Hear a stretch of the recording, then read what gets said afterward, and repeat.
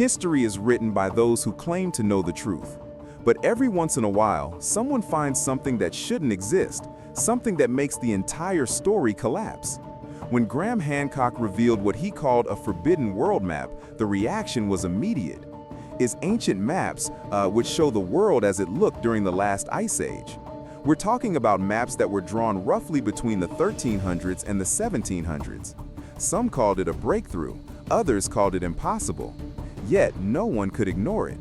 The map's existence alone challenges everything we've been taught about where civilization began and how far back it might truly go.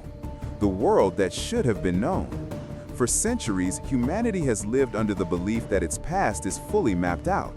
Schools teach that we know where civilization began, how it spread, and when it reached the seas. Archaeologists have cataloged each ruin and placed every discovery into a neat historical order. Our maps appear complete, our knowledge certain. Every mountain, desert, and coastline has been scanned from orbit. The world seems transparent, as if nothing could ever again surprise us. But beneath that confidence, a quiet uncertainty has begun to spread. Small inconsistencies in the record have appeared, fragments that do not belong where history says they should. Some researchers have noticed artifacts that seem too advanced for their supposed age.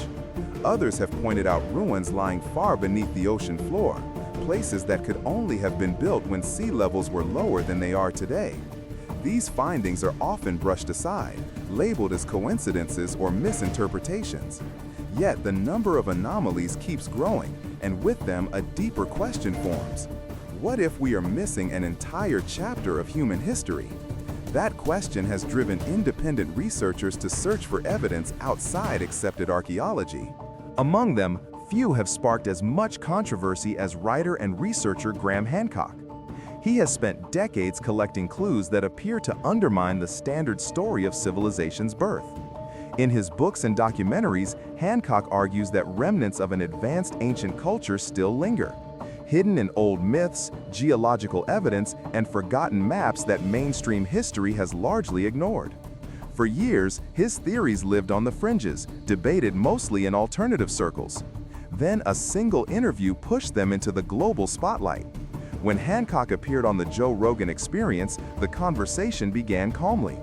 Rogan listened as he described lost cities and sudden floods that reshaped the earth. Then Rogan leaned in and asked the question that changed everything. If an entire civilization existed before the Ice Age, how could every trace of it disappear? Hancock paused, then responded carefully. He suggested that the evidence might already be there, but overlooked or buried, sometimes literally beneath the ocean. He spoke of an ancient map said to predate written history, often linked to documents once housed in the Library of Alexandria. According to him, this map outlines coastlines now locked beneath thousands of feet of ice. If it is authentic, it would mean that whoever drew it saw the world as it looked more than 12,000 years ago, long before any civilization recognized by archaeology. The interview spread rapidly across social media. Millions watched as Rogan pressed with skepticism and Hancock defended his claims. Scientists accused him of indulging in speculation. Others quietly admitted that some elements of the mystery, especially the precision of certain early maps, remain difficult to explain. The public response split between fascination and discomfort. For many, the idea that human civilization could be far older than we've ever imagined felt both exhilarating and terrifying. The controversy forced people to question what they had always accepted as fact. Because if that forbidden map is real, it wouldn't just rewrite our history. It would expose just how fragile our understanding of it has always been. To explore this possibility, we have to rewind to what many historians call humanity's first great adventure, the moment we first learned to command the sea. Were those people the first sailors, or simply the first to come back? According to mainstream archaeology, the first age of ocean travel began around 3,000 years ago, during what is known as the Polynesian expansion. Generation after generation, seafarers left what is now Taiwan and Southeast Asia, pushing eastward into the vast Pacific. They carried no compasses, no metal tools. Their vessels were carved from wood and bound with rope, guided only by wind, waves, and the stars. They read the shapes of clouds and the pattern of swells, even following the flight paths of seabirds to tell when land was near. Every journey pushed human endurance to its limits, yet these navigators found islands scattered thousands of miles apart and turned them into home. They reached Easter Island, Hawaii, New Zealand, and the farthest corners of the ocean. On these tiny points of land, they built thriving cultures and preserved oral histories that still echo across the Pacific today. Archaeologists consider this achievement one of the greatest feats in our species' past. These voyagers proved that early humans could master the open ocean without modern instruments. Their success became a symbol of ingenuity, a testament to how far human curiosity can reach. For centuries, this story has stood as proof that progress is linear, that our path from land to sea was a slow, steady climb from primitive to advanced. The Polynesians were hailed as the first to conquer the waves, the first to unlock the secrets of the deep. But hidden beneath that praise is a quiet assumption, that no one before them ever dared to challenge the open sea. That is exactly the assumption Graham Hancock questions. He proposes that the Polynesians may not have been the first explorers at all, but the first to relearn a skill that had once been lost.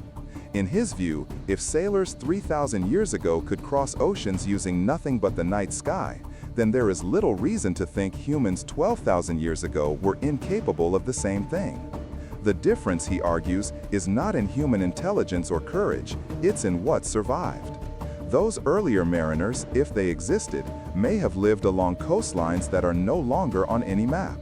When the last ice age ended and the glaciers melted, sea levels rose and swallowed their harbors, their towns, and almost every trace of their world.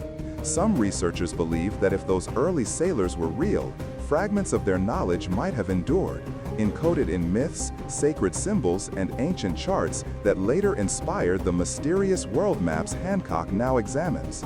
In this reading, what archaeologists call the birth of navigation might actually be the revival of a much older science. For many people, this idea is hard to accept. It disrupts the comforting story of constant upward progress and replaces it with something more unsettling, the memory of a forgotten age. For generations, textbooks have celebrated the Polynesians as proof of humanity's relentless advance. The suggestion that they may have been heirs to a vanished civilization is both exhilarating and disturbing. If those unknown sailors once mapped the globe, then their ports and anchorages would now lie out of reach, buried beneath mud and ice. Hancock notes that since the end of the last ice age, global sea levels have risen by more than 400 feet. From his perspective, the lack of evidence is not proof that these people never existed. It may simply mean that their world was drowned. Most archaeologists reject this as speculation. Even so, many acknowledge the existence of puzzling underwater formations that still lack clear explanations. If these structures are genuine traces of human hands, then the Polynesians were not humanity's first sailors. They were the first to return to a mastery of the sea that our species had long forgotten. Their story now draws us below the waves, to the places where shorelines vanished beneath the tide. There, under layers of sand and silence, may lie the harbors, settlements, and remnants of a civilization far older than our own, the drowned edges of civilization. When the last ice age ended, stretches of land disappeared under rising oceans. Whatever remains on those submerged plains has become one of archaeology's deepest mysteries. Along the continental margins lie sunken landscapes, once fertile ground, now hidden beneath hundreds of feet of water. Those plains were not empty. They were likely where early humans lived, built, traded, and explored. The coasts were the highways of the ancient world, the places best suited for travel and settlement. Today, those same regions lie buried in darkness, sealed beneath layers of sand and silt. Modern river deltas like those of the Nile, the Indus, and the Mississippi now rest atop what were once broad lowlands and floodplains. Every continental shelf, from the Persian Gulf to the Gulf of Mexico, hides the possibility of a forgotten landscape. For decades, researchers assumed these submerged regions were empty deserts of sand and mud.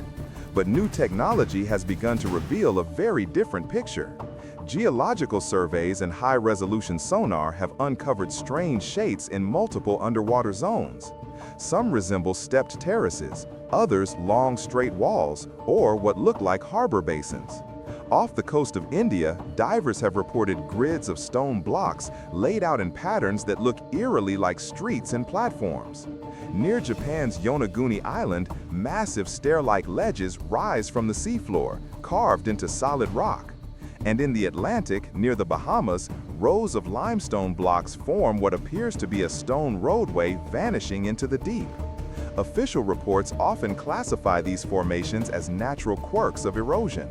Yet independent divers and researchers who have examined them up close insist they show signs of intentional design. Their symmetry, angles, and placement, they argue, are far too precise to be the product of random geology. Some accounts even point out that specific formations align with regions known to have been above sea level before the oceans rose. Hancock interprets these underwater structures as the remnants of an earlier civilization, the physical ruins of a world that existed before a great flood reshaped the earth. In his view, human civilization did not emerge from nothing, but was reborn from survivors who carried fragments of an older memory. From this perspective, the silence in the archaeological record is not proof that nothing was there. It is evidence of how completely that earlier world was erased. This idea forces us to rethink prehistory. It suggests that the time before recognized civilization was not the dawn of culture, but the aftermath of a cataclysm, the slow reconstruction of a shattered planet. Flood myths from Mesopotamia, Egypt, India, and Mesoamerica may not be simple stories at all, but cultural memories of the same catastrophe retold in different languages. What remains of that lost epoch, Hancock argues, are only scattered fragments, carved stones, warning myths, and ancient charts said to preserve the outlines of vanished coastlines.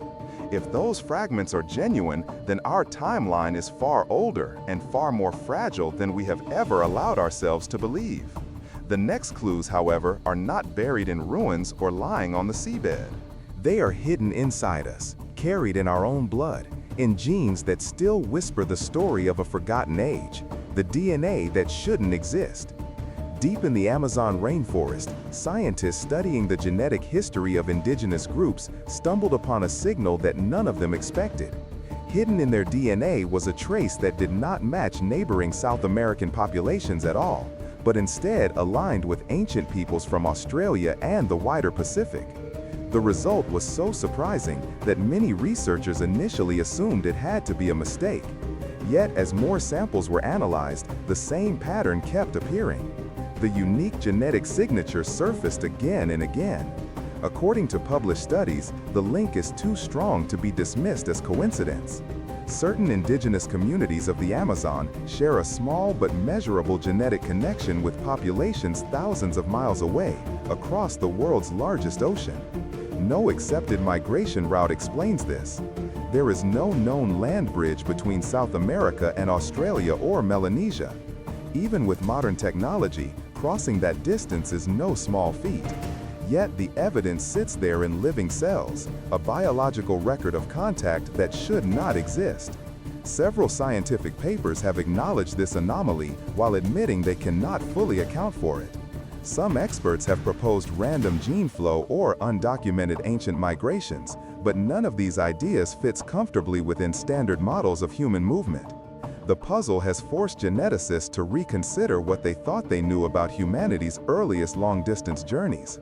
If these genes arrived through contact between distant populations, then someone must have crossed the Pacific long before the Polynesian navigators ever set sail. Hancock views this genetic oddity as yet another shard of a buried story. He argues that this DNA link supports the notion of a lost seafaring culture that once spanned the world's oceans. In his interpretation, the people who carried these genes may have been survivors of that earlier civilization, spreading fragments of knowledge and bloodlines as they rebuilt in the wake of the Great Flood. To him, the genetic evidence is not random noise. It is a silent testimony to voyages erased by time and covered over by later histories. If he is right, it would push the dawn of transoceanic travel back at least 10,000 years earlier than conventional timelines allow. The genes themselves become witnesses, holding memories older than any written record. They hint at contact between worlds that orthodox science has long kept separate. Following those whispers, Hancock turns to one final clue from the past, an ancient chart that should not exist, a map he believes will become the forbidden key to the entire mystery. The map that shouldn't exist, preserved today in the archives of Istanbul's Topkapi Palace.